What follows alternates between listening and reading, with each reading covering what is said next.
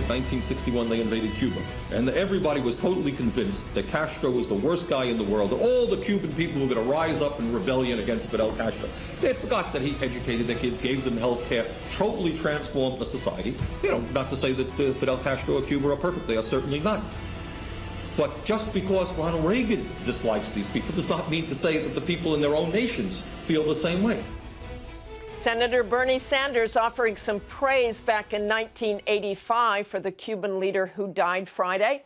And let's get straight to Senator Sanders, the former Democratic presidential candidate and author of the new book, Our Revolution. Good morning, Senator Sanders. You said back in 1985 that Castro transformed Cuban society and gave them health care and education. But this was a brutal dictatorship, despite the romanticized version that some Americans have of Cuba. He rationed food, imprisoned dissidents. You heard all today Senator Cruz talk about that.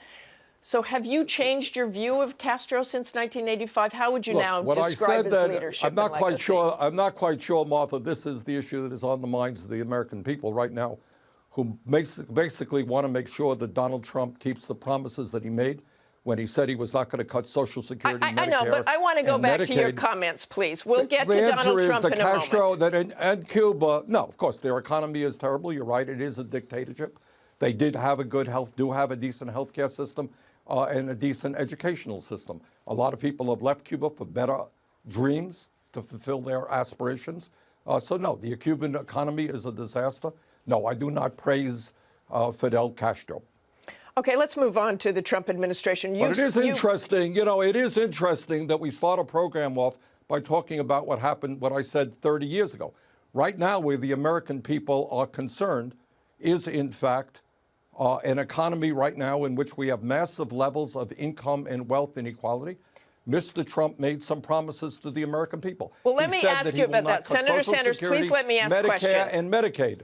Let me ask some questions about that, and I will also say that people are concerned about Fidel Castro and what happens next. But you've said you'll try to work with President Trump on issues where you agree: infrastructure, entitlements, the minimum wage.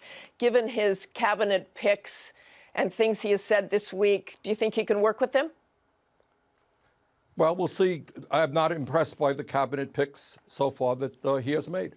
Mr. Trump said that he will take on the drug companies. Right now, we pay, as you know, the highest prices in the world for prescription drugs. Many Americans cannot afford the medicine that they desperately need. He said that he would support Medicare negotiating prescription drug prices with the pharmaceutical industry and allow for reimportation. Right now, I am 50 miles away from Canada. They pay half of the cost of the price that we pay for prescription drugs. Trump said that he will do something about it. Let's see if he does. Trump said when he was running for president, you heard him say this, I am the only Republican candidate who will not cut Social Security, Medicare, and Medicaid. Well, you got some people in the Republican Party right now who want to voucherize Medicare, make massive cuts in Medicaid. Will he keep his word? Mr. Trump said that he was against the disastrous trade policies that this country currently has. Well, will you look forward to working with him to save the jobs in Indiana for the carrier workers, to make sure that corporations don't throw American workers out on the street as they go to China and they go to Mexico at very low wages? So if he is serious about protecting working families, yeah, we'll work with him. We will not work with him if he talks about xenophobia, if he talks about racism, sexism. That is not acceptable. In the other area where we will not work with him, we do not believe, I do not believe, that climate change is a hoax. I believe the scientific evidence is overwhelming that it is one of the great threats to humanity, and we've got to transform our energy system. Well, Mr. Trump said that mankind may be causing climate change this week and is open to abiding by the Paris Accord. So is that a new and improved Donald Trump to you? Well, that is something, but we have got to go further than that. The scientific community is saying that if we do not transform our energy system yesterday, we're going to be looking at more drought, more floods, more extreme weather disturbances. So he has got to listen to the scientific community, not the fossil fuel industry. I want to talk about this recount that's going to go on. You said right after the election that it's over. Mr. Trump will be the next president, and Democrats must focus on the realities of where we are. So are they wrong to do this recount and question the election's results? The Democrats, Martha, are not doing the recount. I trust that you know that was initiated by the Green Party, who has every right in the world to do it. I'm aware of that, but Hillary Clinton has joined in. Well, of course they've joined it. It's taking a process. We will see what happens. It's a legal right. It's not a big deal. I don't think anybody, Secretary Clinton or anybody else, thinks there's going to be profound changes. We will see what happens.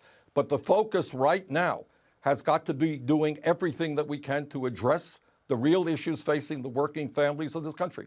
Mr. Trump talked about dissolving, doing away with the Affordable Care Act, throwing 20 million Americans off of health insurance. What happens to those people? He talked about the need to make college more affordable. Is he serious about doing that? What has Trump's victory meant to the Democratic Party? What will transform it? What will change in the Democratic Party? And is it time for Hillary Clinton and the Clintons to just move on? You know, we don't have to make this personal. Secretary Clinton has served this country for 25 years. She got 2 million more votes than Donald Trump did in the general election. She has a role to play. But the real issue facing, I think, the Democratic Party is to assess where they are, and they're not in a good place. It's not just the White House, it's the Senate, it's the House, it's 2/3 of the governor's chairs. What we need to do, and what I am trying to do, is revitalize the Democratic Party, bring in the young people, bring in the working people, become less dependent on big money. A lot of campaign contributors, big money people have done a very good job. They've tried to help, but they can't be the dominant force in the Democratic Party. We've got to open the doors. We have got to go to 50 states in this country, not just, you know, the blue states or battleground states. There is no reason why we cannot win in states all over this country, because we have a message that says at a time of massive income and wealth inequality, when the rich get richer and most other people are getting poorer, we're going to stand with working families. That is a message that will win if we take it to 50 states. Okay, thanks very much for joining us this morning, Senator Sanders. Thank you.